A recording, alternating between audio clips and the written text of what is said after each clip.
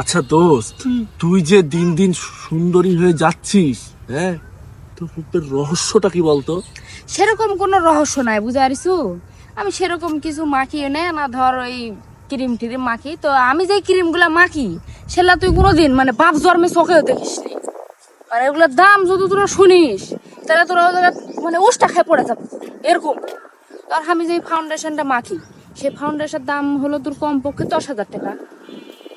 আর ধর যে day cream দি সেটার দাম তোর হলো 3,000 টাকা। যে লিপ রোজটা দি সেটা তোর হলো কমপক্ষে 500 টাকা। আর সাকিব খানের লিলি কোম্পানি তো শুনছি, হ্যাঁ, লিলি লিলি। ওই লিলির ব্র্যান্ডের জিনিসপাতি আমি সব মুখ দিই, বুঝতে পারছো? এই জন্য তো আমার মুখ দিন দিন এত সুন্দর হচ্ছে। আর শোনে, যাই হোক, তুই তো কিছু মাখিস না, তোর রূপের রহস্য কি বলতে নি? আমার রূপের রহস্য হচ্ছে গরুর গোবর। সে ধর দূর যা, আমার সাথে এগুলা চলে নাকি?